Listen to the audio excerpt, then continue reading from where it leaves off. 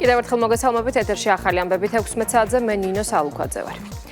ინვესტიციების მოზიდვით საქართველოს მთავრობა მსოფლიოში მე-12 ადგილზეა. კვლევა ჩენდლერის ინსტიტუტის კარგი მთავრობის 2026 წლის ინდექსის მიხედვით აქვეყნებს საქართველოს ინვესტიციების მოზიდვით უსწრებს დიდი შვიდეულის ყველა ქვეყანას, ასევე ევროკავშირის, შენგენის ზონის და ნატოს 28 სახელმწიფოს.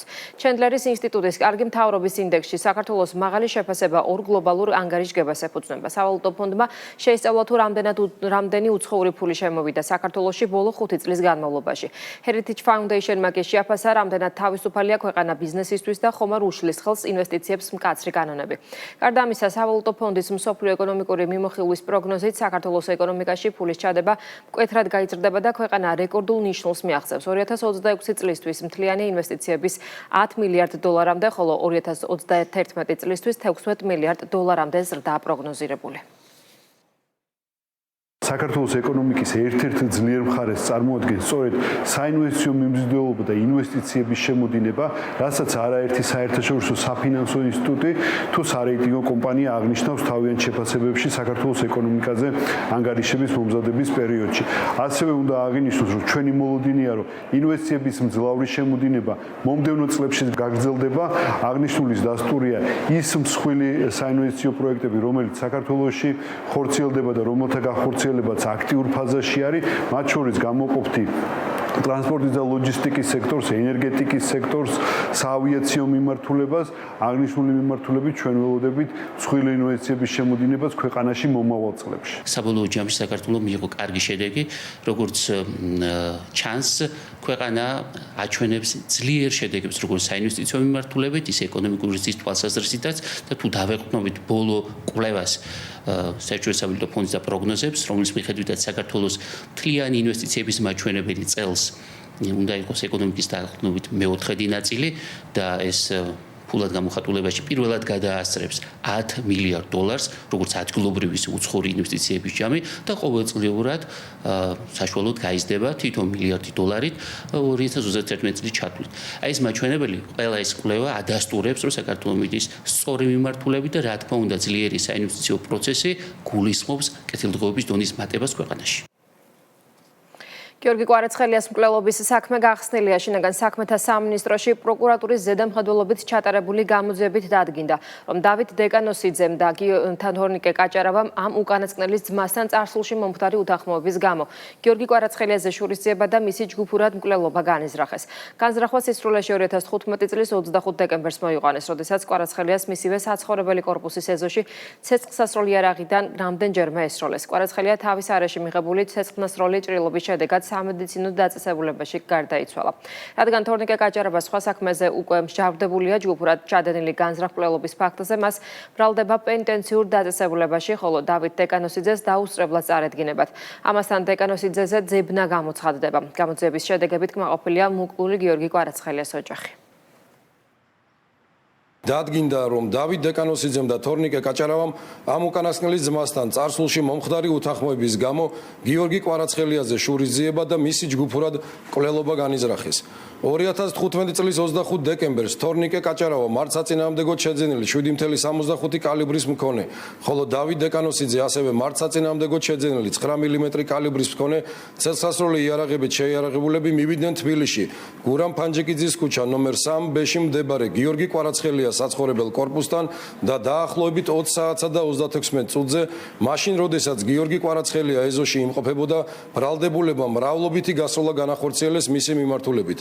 რის შედეგადაც გიორგი კვარაცხელიამ თავის არეში მიიღო ცეცხლსასროლი ჭრილობა. ქალაძულებისა და თავის ტვინის დაზიანებები და მიუხედავად აღმოჩენილი დახმარებისა სამედიცინო დაწესებულებაში გარდაიცვალა. თორნიკე კაჭარავას და დავით დეკანოსიძის მიმართ გამოტანილია ბრალის დადგენილება. თორნიკე კაჭარავას პენიტენციურ დაწესებულებაში, ხოლო დავით დეკანოსიძეს დაუსწრებლად ბრალი წარედგინებად საქართველოს სისხლის სამართლის კოდექსის 119 მუხლის მეორე ნაწილის ექვეპუნქტით. ძველი რედაქცია. განზრახ მკვლელობა ჩადენილი ჯგუფურად, რაც სასჯელის სახე და ზომად 17 წლამდე თავისუფლების აღკვეთას ითვალისწინებს. ბრალდებულების მიმართ აღკვეთის ღონისძიების სახით პატიმრობის გამოყენების შუამდგომლობით სასამართლოს კანონით დადგენილ ვადაში მივმართავთ.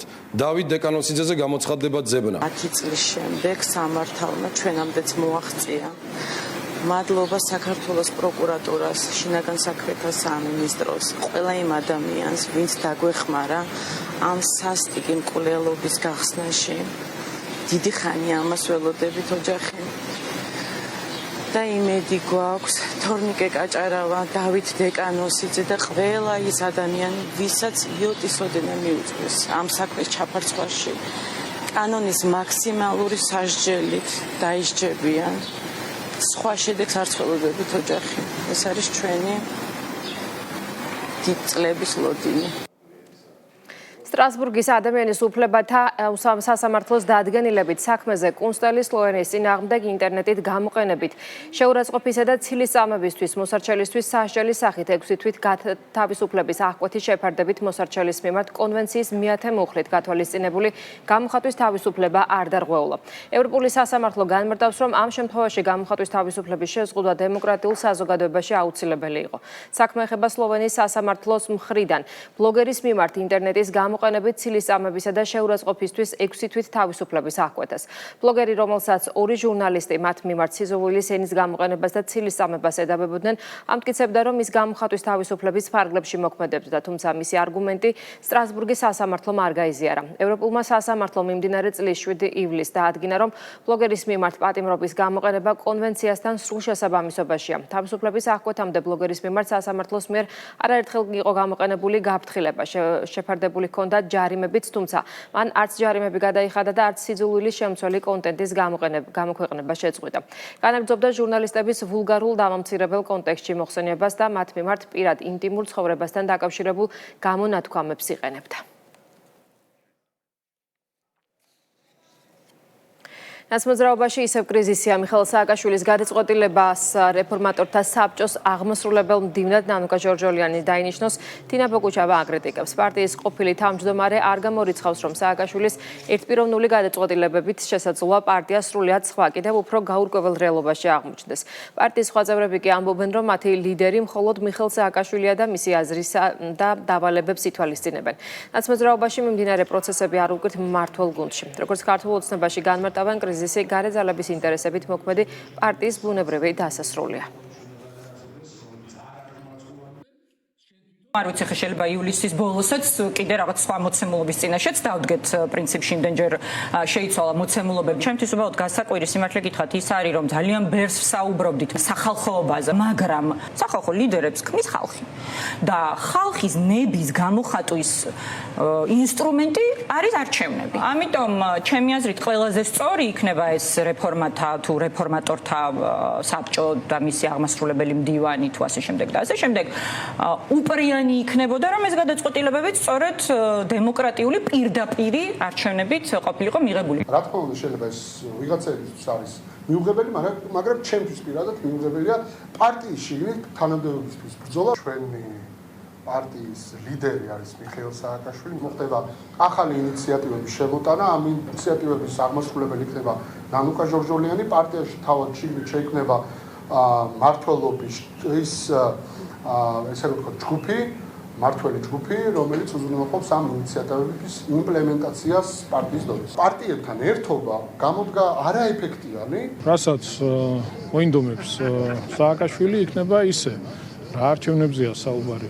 ვისაც მოინდომებს დანიშნავს, ვისაც უნდა გააგდებს, გავიხსენოთ სხვა წინა შემთხვევები, როგორ იყო, არაფერი განსხვავებული არ ხდება. იგივე ხდება, რაც ოდითგანვე იყო და რაც არის აღნიშნული აგენტურული ქსელის, ასე ვთქვათ, დღის წესრიგი. აგენტურული ქსელის წარმომადგენლებს არ უნდა კონდეთ შესაძლებლობა არჩევნებში მიიღონ მონაწილეობა. სხვა ქვეყნის ინტერესები აქ ვერ გატარდება და არ გატარდება. პირველ რიგში დაცული იქნება ქართული ხალხის ინტერესი. როგორც არ უნდა გადაждდენ და სტრუქტურა და კონფიგურაცია, როგორც არ უნდა შეიცვალონ, არსი არ იცვლება. აქ არის ერთადერთი მიზანი და ამოცანა, რომ მოხდეს რევოლუცია და ძალის მიერი გზით შეიცვალოს ხელისუფლება. ჰიტლერის პარტიასაც უჭერდნენ ხარს ფაქტიურად და საკმაოდ დიდი რაოდენობა და უმრავლესობა, მაგრამ ფაქტია, რომ გრევა განაპირობა ამან. სასამართლომ უნდა იმჟელოს არსებითად დანაშაული არის თუ არა ის, რომ მასიური ხასიათი ქონონ წამებას, მაგალითად. არის თუ არა დამნაშავე იმაში, რომ ქვეყანა 20% თავის ტერიტორიებისა ოკუპაციის ქვეშ გაწირა. ეს თუ ფუნდამენტურ მტკიცებულებებს ემყარება, რასაკვირველია პერსპექტივა იმისა, რომ პარტიის სტატუსი შეინარჩუნოს, ამას არა აქვს. სიძულვილის ენის გამოყენების ფაქტებზე ადმინისტრაციული საქმეების განხილვა გრძელდება. თბილისის საქალაქო სასამართლომ კახაბერ ფოჩხუა, რომელმაც შეურაცხყოფა მიაყენა რეზო კიკნაძეს, კანონდამრღვევა ცნო და მას 1500 ლარიანი ჯარიმის გადახდა დააგეცრა. სხდომას კახაბერ ფოჩხუა ესწრებოდა, მან ჩადენილი ქმედება მოინენია და განმარტა, რომ ის გაბრაზდა, როდესაც რეზო კიკნაძემ სიზღის ენით მოიხსენია ფეხბურთელი ხვიჩა კვარაცხელია. რეზო კიკნაძემ ამორალური არაკაცული განცხადება გააკეთა ხვიჩა კვარაცხელიას მიმართ. სიზღის შემცველი განცხადებით მოიხსენა. ხვიჩა, რომელიც უყვარს სრულიად საქართველოს. მეც სპორტსმენი ვარ და ვერ მოვითმინე. ბოდიშს ვუხდი საზოგადოებას. ვაღიარებ, ვინანიებ. დღეს განიხილა თბილისის საქალაქო სასამართლომ კახაბერ ფოჩხუას სამართალდარღვევის საქმე, რომელმაც სიტყვაри შეურაცხყოფა მიაყენა რეზო კიკნაძეს, აღნიშნულ პიროვნებად ცნობილი იქნა სამართალდამრღვევად და სახელმწიფო სახით განისაზღვრა ჯარიმა 1500 ლარის ოდენობით. აღნიშნულ პიროვნებამ აღიარა სამართალდარღვევის ჩადენის ფაქტი, მოინანია, მოიბოდიშა. სიძულვილის ენის გამოყენების ფაქტზე თბილისის საქალაქო სასამართლომ ნიკოლოზ დარსანიას საქმეს განიხილა. ოპოზიციის აქტივისტმა ნიკოლოზ დარსანიამ შეურაცხყოფა მიაყენა მოსამართლე გიორგი გელაშვილს. დარსანია პროცესს ესწრებოდა, მან დღეს განმარტა, რომ ქმედება გამიზნულად ჩაიდინა. სასამართლომ ის კანონდამრღვევა ცნო და მას 4000 ლარის ოდენობით ჯარიმის გადახდა დააგისრა. როდესაც პოსტი სოციალურ ქსელში განვათავსე, ძალიან კარგად ვიცოდი, რაც მოყვებოდა, ამიტომ მზად ვარ აღნიშნულთან დაკავშირებით სრული პასუხისმგებლობა ავიღო. ჩემთვის არანაირი მნიშვნელობა არ აქვს თუ რა გადაწყვეტილება იქნება დღეს გამოტანილი. პირიქით, ჩემთვის დიდი პატივია. მე გადაწყვეტილი მაქვს ბოლომდე ვიბრძოლო საქართველოს უკეთესი მომავლისთვის. სხვისთვის სიტყვიერი შეურაცხყოფის მიყენება თუ ეს თავდადებადან, თავგანწირვადან, გმირობადან, თუ გინდათ ბრძოლის მეთოდად მიაჩნია ვინმეს, ეს მიუღებელია იმ საზოგადოებისთვის, სადაც ჩვენ ვცხოვრობთ. არამც და არამც ეს ჩვენ კულტურას და არც ჩვენს წარსულს და ადაც არ შეეფერება, რომ სხვას მივაყენოთ შეურაცხყოფა, როგორც ვთვლიდეთ, ან არ ვთვლიდეთ ამას. აღიარა, რომ ამას მიზანმიმართულად აკეთებს ნიკოლოზი, ასეთი ფორმით მიაჩნია, რომ ეს არის გასაკეთებელი საქმე მისი შეფასებით, რომ მიაყენოს სხვას შეურაცხყოფა და ეს მიაჩნია ალბათ მომავლად ქვეყნის უკეთესობისკენ. არ ვიცი, შეურაცხყოფის მიყენებით ქვეყნის უკეთესი მომავლის შექმნას როგორ ფიქრობთ, ეს თქვენი გადასაწყვეტია. ესეთი ფორმით გამოხატული ქმედება, რაც ეხლა ჩვენ გვაქვს კონკრეტულ მოსამართლესთან დაკავშირებით, არის ცალსახა, რომ ვერ ჩაჯდება გამოხატვის თავისუფლების ფორმებში. აღნიშნულმა პიროვნებამ სოციალურ ქსელში შეურაცხყოფა მიაყენა თბილისის საქალაქო სასამართლოს მოსამართლე ბატონ გიორგი გელაშვილს. მან ხელოვნური ინტელექტით დამუშავებული ფოტოსურათი პოსტის შეურაცხყოფელ სიტყვებთან ერთად გამოაქვეყნა მის პირად საჯარო გვერდზე, რასაც აგრეთვე მოყვა სხვა ადამიანების მხრიდან მსგავსი სახის კომენტარები. ბატონ ნიკოლოზს აღნიშნული ფაქტი არც უარყვია, მან აღიარა, თუმცა აგრეთვე განმარტა ისიც, პირიქით ამაყობს ამ ქმედებით და მიაჩნია საგმირო ქმედებად, თუმცა ამ შემთხვევაში თბილისის საქალაქო სასამართლოს მოსამართლემ აღნიშნული ქმედება მიიჩნია 173 მე-16 პრიმამქრის გათვალისწინებულ მოქმედებად და მის მიმართ სახთელის სახით გამოიყენა ჯარიმა 4000 ლარის ოდენობით. სიძულვილის ენის გამოყენების ფაქტებზე ადმინისტრაციული საქმეების განხილვა გრძელდება რუსთავშიც. სასამართლომ სოსო მეტრეველი, რომელმაც ლევან მურუსიძეს და ლადო ბოჟაძეს სოციალურ ქსელში შეურაცხყოფა მიაყენა, კანონდამრღვევა ცნო და 1500 ლარიანი ჯარიმის გადახდა დააგისრა. მოცემულ შემთხვევაში მხარის ახსნა განმარტებებისას მათ შორის საქმეში წარდგენილი არაერთი უტყუარი მტკიცებულების საფუძველზე სასამართლომ დადგენილად მიიჩნია აღნიშნული სიტყვარის შეურაცხყოფის განხორციელების ფაქტი და შესაბამისად რუსთავის საქალაქო სასამართლოს დღევანდელი გადაწყვეტილებით აღნიშნული პიროვნება ცნობილი იქნა სამართალდამრღვევად და სახთელის სახით განისაზღვრა ჯარიმა 1500 ლარის ოდენობით.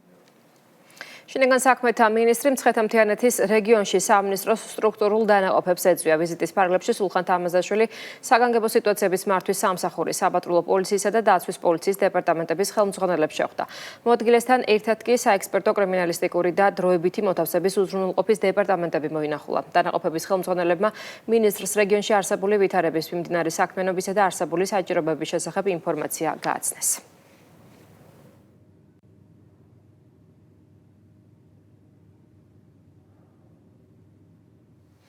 პარლამენტის თავმჯდომარემ საქართველოში ჩინეთის ელჩთან გამოსამშვიდობებელი შეხვედრა გამართა. აღინიშნა, რომ საქართველო-ჩინეთის ურთიერთობები წარმატებით ვითარდება. ხაზი გაისვა ორმხრივი ურთიერთობების სტრატეგიული პარტნიორობიდან ყოვლისმომცველ სტრატეგიულ პარტნიორობის დონეზე აყვანას, როგორც ორი ქვეყანას შორის თანამშრომლობის ახალ ეტაპს. შალვა პაპუაშვილმა აგრეთვე ყურადღება გამოხილა ჩინეთში მისი ოფიციალური ვიზიტის მნიშვნელობაზე და გამართულ ნაყოფიერ შეხვედრებზე. მხარეებმა განიხილეს მზარდი საპარლამენტო თანამშრომლობა. შეხვედრაზე ასევე ისაუბრეს საქართველო-ჩინეთის ურთიერთობების შემდგომ განვითარებაზე. მიმართულებებზე, განიხილეს რეგიონული პოლიტიკის საკითხები და ხაზი გაუსვეს დაკავშირებადობის კუთხით შემდგომი და თანამშრომლობის მნიშვნელობას.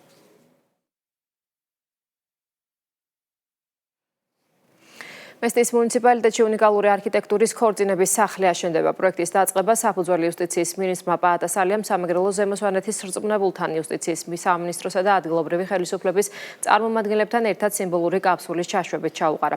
მესტიის ქორწინების სახლის არქიტექტურული პროექტი ქართული არქიტექტორის მიერ არის შექმნილი და სრულად ერწყმის სვანეთის უნიკალურ გარემოსა და ტრადიციულ არქიტექტურულ სტილს. პროექტმა უკვე მოიპოვა საერთაშორისო აღიარება. მესტიის ქორწინების სახლის კონცეფცია გახდა ორი პრესტიჟული საერთაშორისო არქიტექტურული კონკურსის გამარჯვებული ტოკიოსა და რომში. ქორწინების სახლი მესტიაში ცნობილი ქართველი პოეტის რევაზ მარგიანის ქუჩაზე აშენდება. ახალი შენობაში ასევე განთავსდება რევაზ მარგიანის სახელობის სახლ-მუზეუმი, რაც პროექტს დამატებით კულტურულ მნიშვნელობას შესცემს.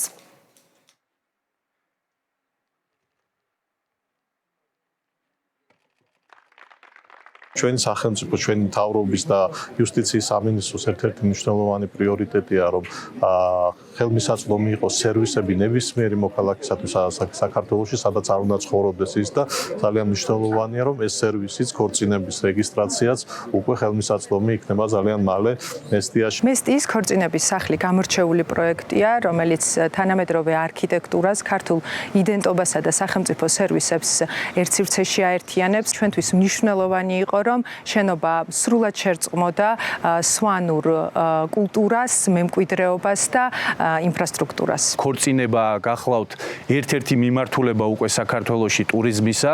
ძალიან ბევრი უცხოელი აწერს ხელს და ქორწინდება საქართველოში. უახლოეს მომავალში იუსტიციის სახლი წარადგენს ქორწინების ჯავშნის პროდუქტს, რომლის მიხედვითაც მსოფლიოს ნებისმიერი წერტილიდან იქნება შესაძლებელი როგორც ქორწინების სახლების, ისე ქორწინების სივრცეების დაჯავშნა. ფინანსთა მინისტრი კავკასიაში ევროპის რეკონსტრუქციისა და განვითარების ბანკის რეგიონულ დირექტორს შეხვდა, რომელსაც უფლებამოსილების ვადა ეწურება. შეხვედრას ასევე დაესწრო თომას კაირისი, რომელიც აღნიშნულ თანამდებობას მიმდინარე წლის 1 სექტემბრიდან დაიკავებს. მხარეებმა მიმოიხილეს EBRD-ის მხარდაჭერით საქართველოში მიმდინარე პროექტები და თანამშრომლობის საკითხები. ლაშა ხუციშვილმა EBRD-ის წარმომადგენლებს გააცნო ქვეყნის მიმდინარე მაკროეკონომიკური პარამეტრები და საშუალო ვადიანი პროგნოზები. შეხვედრაზე ყურადღება გამოხილდა რეგიონული მნიშვნელობის დაკავშირებადობის ენერგეტიკულ პროექტებზე. საუბარი შეეხო შუა დერეფნის დაკავშირებადობის მიმართულებით მიმდინარე და დაგეგმილ საგზაო სარკინიგზო საპორტო პროექტებსა და შავი ზღვის წყალქვეშა კაბელის და მასში ინვესტიციების მნიშვნელობას. ეკოსერვის ჯგუფის ავტოპარკი განახლდა. კომპანიას 40-მდე ერთეული ტექნიკა და სატრანსპორტო საშუალება დაემატა. ახალი ტექნიკის პრეზენტაცია თბილისის მერმა გამართა. ახლად შედარებულ ტექნიკას შორისაა 13 ერთეულის სტანდარტული თვითმცველი, 8 ერთეული ორმა კაბინიანი თვითმცველი, 7 მიკროავტობუსი, 3 ბორტიანი სატვირთო ავტომობილი და 4 ფურგონი აღჭურვილი შესაბამისი ხელსაწყოებით. პრეზენტაციაზე აღნიშნა, რომ განახლებული ავტოპარკი და თანამედროვე ტექნიკა ეკოსერვის ჯგუფს საშუალებას მისცემს კიდევ უფრო ეფექტურად განახორციელოს მწვანე სივრცეების მოვლა პატრონობის სამუშაოები, გაზარდოს ოპერატიულობა და დანერგოს თანამედროვე მიდგომები ქალაქის გამწვანების მიმართულებით.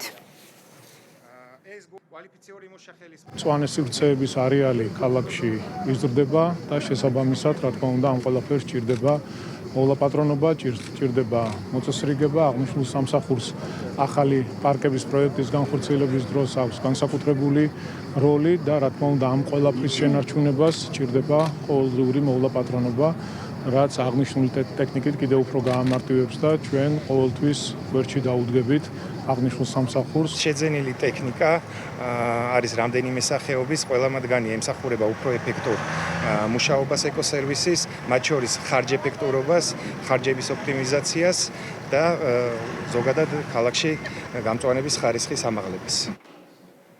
ჟენევაში ინტელექტუალური საკუთრების მსოფლიო ორგანიზაციის რიგით 72-ვე გენერალური ასამბლეა გაიხსნა, რომლის ფარგლებშიც საქართველოს ეროვნული იდენტობის, კულტურული მრავალფეროვნებისა და ინტელექტუალური მემკვიდრეობის პოპულარიზაციის მიზნით საკპატენტმა მასშტაბური კულტურული ღონისძიება გამართა. სტუმრებს სიტყვით მიმართა საქართველოს პირველმა ლედი თამარ ბაგრატიონმა საქართველოსა და ინტელექტუალური საკუთრების მსოფლიო ორგანიზაცია შორის მრავალწლიანი თანამშრომლობის მნიშვნელობაზე ისაუბრა და ყურადღება გაამახვილა საქართველოს უნიკალურ კულტურულ მემკვიდრეობაზე. ღონისძიების ფარგლებში სპეციალურად მოეწყო საგამოფენო პარალელურად გაიმართა ქართული ხალხური სიმღერისა და ცეკვის კონცერტი. საქართველოს კულტურის ჩვენი მდიდარი ისტორიული მემკვიდრეობის კიდევ ერთხელ წარმოჩინება, რა თქმა უნდა, იყო მნიშვნელოვანი და ჩვენ მთელ მსოფლიოს საერთაშორისო საზოგადოებას, რომელიც აქ ამ დარბაზში იყო შეკრებილი, ვაჩვენეთ, რას წარმოადგენს ჩვენი ქვეყანა, ქართველი ხალხი, მათი წარსული, აწმყო და რა შეიძლება შევქმნათ მომავალში. თუ დააკვირდებოდით გენერალური დირექტორის განცხადებას, მან აღნიშნა, რომ ყოველ წელს მისთვის და საერთაშორისო საზოგადოებისთვის საქართველო უფრო და უფრო მეტად მნიშვნელოვანი ქვეყანა ხდება თავისი ხალხით, თავისი წარსული მდიდარი კულტურით და ასევე მისი მომავლით. ინფრასტრუქტურის სამინისტროს მუნიციპალური განვითარების ფონდი ქუთაისში ნომერ 22 საჯარო სკოლის რეაბილიტაციას ასრულებს. სამუშაოების დასკვნით ეთაპს ადგილზე მუნიციპალური განვითარების ფონდის აღმასრულებელი დირექტორი და ქუთაისის მერი გაეცნენ 150 მოსწავლეზე გათვლილი სკოლა თანამედროვე სტანდარტების შესაბამისად მოეწყო. სკოლის ინფრასტრუქტურა სრულად იქნება ადაპტირებული განსაკუთრებული საჭიროების მქონე პირებისთვის. პროექტი საქართველოს მთავრობისა და მსოფლიო ბანკის თანადაფინანსებით განახლდა. ახალი სასწავლებლისთვის სრულად იქნება დასრულებული სამუშაოები და მოსწავლეები ისარგებლებენ ახალი კეთილმოწყობილი სკოლით. თავდაპირველ პროექტში არ იყო გათვალისწინებული სკოლის ტერიტორიაზე სპორტული მოედანი და ადგილობრივების და სკოლის ადმინისტრაციის თხოვნით დამატებული იქნა ახალი მულტიფუნქციური სპორტული მოედანი. მთლიანად შეიცვალა ინფრასტრუქტურა, მოწესრიგდა საკლასო ოთახები, აღიჭურვა ახალი თანამედროვე განათლების სისტემებით. დაიგო შესაბამისი იატაკი, რაც რეკომენდირებული არის თანამედროვე სკოლებისათვის. ინფრასტრუქტურა მთლიანად შეიცვალა ეზოშიც, მოეწყობა სპორტული მოედანი. პირობები საკმაოდ რთული იყო. ბზარებიც კი ჰქონდა კედლებს. რეაბილიტაცია დიდი ხანია არ ჩატარებია ჩვენ სკოლას. ყველა ლაბორატორია მოწესრიგებულია. ხელვაჩაურის მუნიციპალიტეტში სოფელ ერგეს ახალი საბავშვო ბაღისა და ადმინისტრაციული შენობის მშენებლობა დასრულების ეტაპზეა. სამუშაოების მიმდინარეობას აჭარის მთავრობის თავმჯდომარე ზურა პატარაძე ხელვაჩაურის მერთან ზაზა დიასამიძესთან ერთად გაიცნო. პროექტის ფარგლებში აშენდა 200 აღსაზრდელზე გათვლილი თანამედროვე სტანდარტების ბაღი. ამ ეტაპზე მიმდინარეობს ეზოს მოპირკეთება და შიდა სარემონტო სამუშაოები. ადგილობრივ მოსახლეობას ექნება შესაძლებლობა ახლოსვე აქვე ატარონ ახალ ბაღში თავისი შვილები. ეს არის ჩვენთვის ძალიან მნიშვნელოვანი პრიორიტეტი. რა თქმა უნდა, გათვალისწინებულია უსაფრთხოების ზომები, ნათელი, კარგი გარემო და ამ მიმართულებით ჩვენ ვაგრძელებთ მუშაობას. აჭარის ავტონომიური რესპუბლიკის თავმჯდომარესთან, ბატონ ზურა პატარაძესთან ერთად დავათვალიერეთ ერთი მნიშვნელოვანი პროექტი, ერგეს საბავშვო ბაღი, სადაც სექტემბრიდან უკვე 200 აღსაზრდელი იქნება და 8 ჯგუფს მოემსახურება. 16 წლის განმავლობაში ერგეს საბავშვო ბაღი იყო განთავსებული სკოლის პირველ სართულზე. ეხლა მოგვეცა საშუალება ჩვენმა ხელმძღვანელობამ, მუნიციპალიტეტმა, აჭარის მთავრობამ დაგვიდგა გვერდით, აგვიშენეს სტანდარტების შესაბამისი ბაღი 8 ჯგუფის 200 ბავშვზე გათვლილი. ახალი ამბებით 16 საათზე ამით დასრულებულია. მე გემშვიდობებით ეთერს კი პოლიტიკური პოსტი გააგრძელებს.